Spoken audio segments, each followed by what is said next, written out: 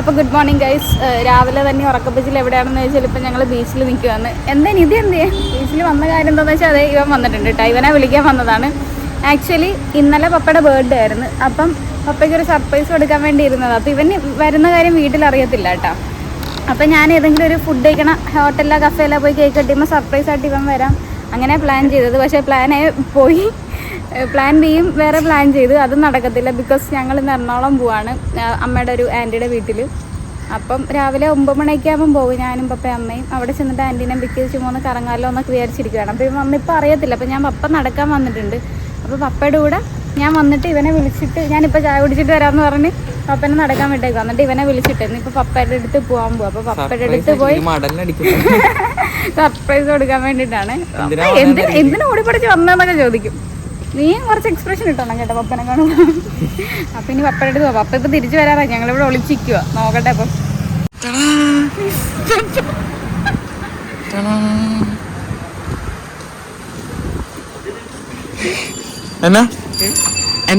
എന്നെ കാണാത്ത പോലെ ചുമ്മാ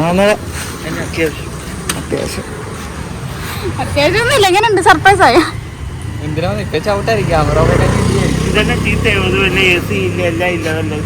വാ വല്ല ചായ ഫുഡ് കഴിക്കാൻ പോയി. രാവിലെ എനിക്ക് പൊറോട്ടയും ബീഫ് വേണം.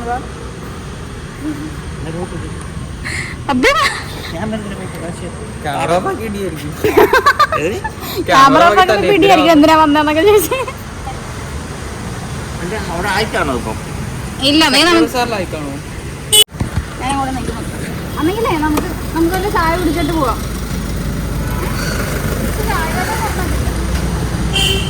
ഓഫാക്കട്ടെ.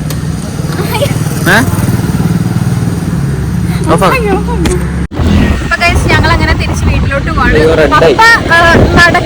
പപ്പ നടന്നിട്ട് പോയിട്ടുണ്ട്. ഞാനും ഇത് അതിനിടയ്ക്ക് ഫുഡ് കഴിക്കാൻ ഒരു സ്ഥലത്ത് കയറിയായിരുന്നു. ഇവിടെ നല്ല അടിപൊളി പൊറോട്ടയും മട്ടൻ ബീഫ് കുറുമ കിട്ടുന്ന ഒരു ഷോപ്പുണ്ട്.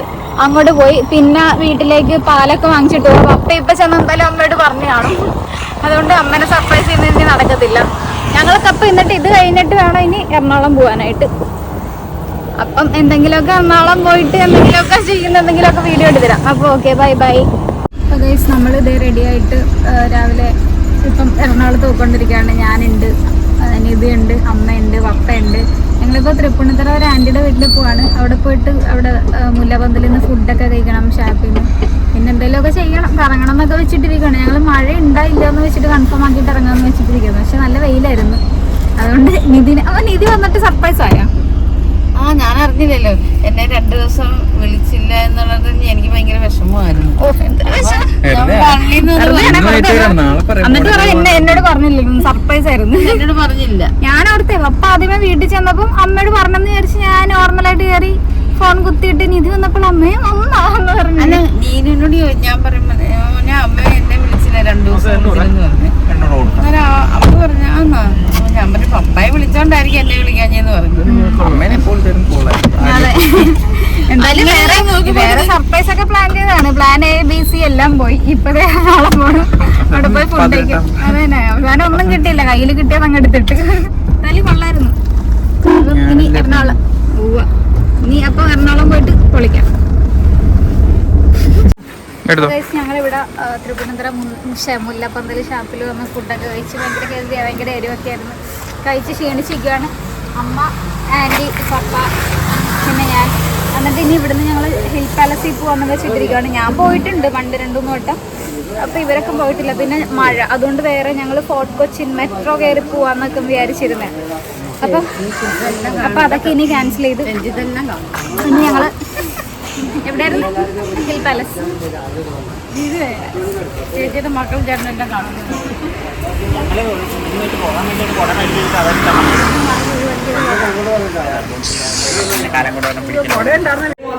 ഇങ്ങോട്ടൊന്നും നിധി പപ്പ ഇതിന്റെ കൊച്ചില്ലാത്ത ഫോട്ടോ അതാണ്. ഇതാണ്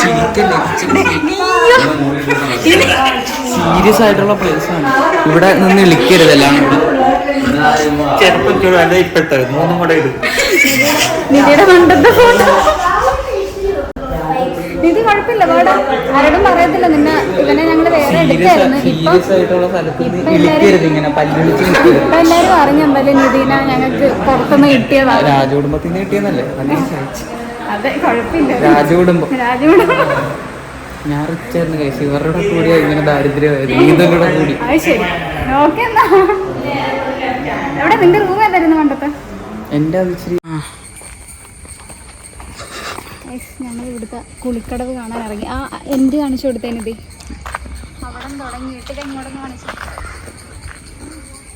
അവിടുന്ന് അതെ അവിടുന്ന് കുറേ എൻ്റെ വീട്ടിൽ നിന്ന് മുല്ലക്കൽ ആലപ്പുഴ ടൗൺ വരെ ഓട്ടോ പിടിച്ച് പോകേണ്ടത്ര ഉണ്ട്.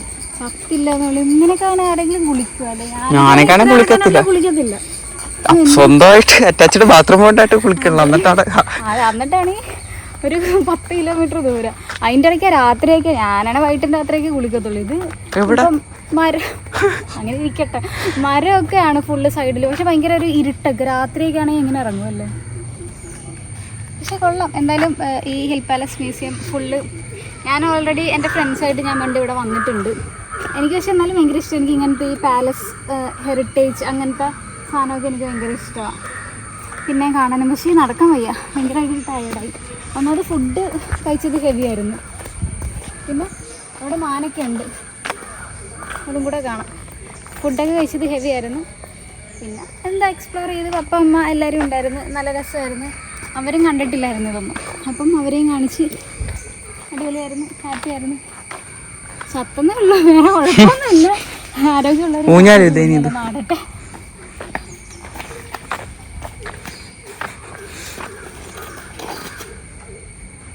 അയ്യോ ചരിനൊക്കെ പോണ്. എന്നോടുള്ള സ്നേഹം കൊണ്ട് അതിന് ഫുഡ് കൊടുക്കുന്ന നിധി. അതെ പാവ. എനിക്ക് ഭയങ്കര ഇഷ്ടമാട്ടോ മാനിനെ, ഭയങ്കര ഇഷ്ടം. എന്നാലും ഇഷ്ടം മാനിനെ. പക്ഷെ കുഴപ്പമൊന്നുമില്ല കേട്ടോ, നല്ല തക്കടുമായിട്ടിരിപ്പുണ്ട്. അതിൻ്റെ മേത്ത് ഇതേ ഡോട്ട്സൊക്കെ അടിപൊളിയായിട്ട് കാണാം.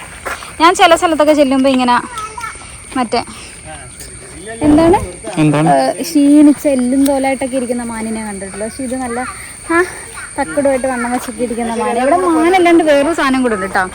അതെന്താടാ അത്? പശുവാണ്. പശുവല്ല, പക്ഷെ പശുവാണ് കുതിരയാണ്, എന്തോ കങ്കാരുവാ. ഓ എന്റെ മോനെ വെറുതെ അല്ല, നേഴ്സിംഗ് പഠിക്കുന്നുണ്ട്, ഗുണമൊക്കെ ഉണ്ട് കേട്ടോ. ശരിയാ, പുള്ളില്ലാത്ത മാനാണെന്ന്. പക്ഷെ അതിനെ കണ്ടിട്ട് ഒരു മറ്റേ ഇതിന്റെ സൈസ്, പശുവിന്റെ ഒക്കെ സൈസ് ഉണ്ട്. കണ്ട് കണ്ട ആൾക്കാര് ഫീഡ് ചെയ്യണുണ്ട്. ഇതേ അങ്ങോട്ട് ചെല്ലുതേ, അവിടെ നിങ്ങളുടെ ഫുഡ് കൊടുക്കുന്നു. ചെല്ലു ഇതേ ഇലയൊക്കെ വീണ്. I think she is pregnant. Nice. അമ്മയൊന്നും ഇതൊന്നും കണ്ടില്ലല്ലോ, അവരോട് പറയും ഇങ്ങോട്ട് വരാൻ. Okay bye bye bye bye പുള്ളിമാൻ.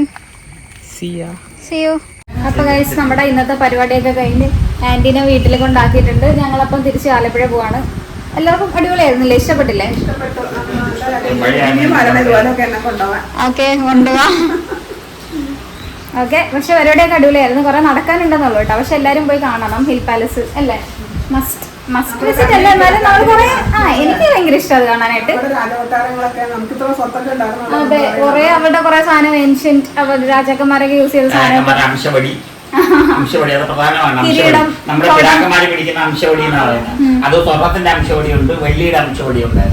Okay. അപ്പൊ ഒരു ചെറിയ വ്ലോഗായിട്ട് എടുത്തതാണ്. അപ്പൊ എല്ലാവർക്കും ബൈ ബൈ.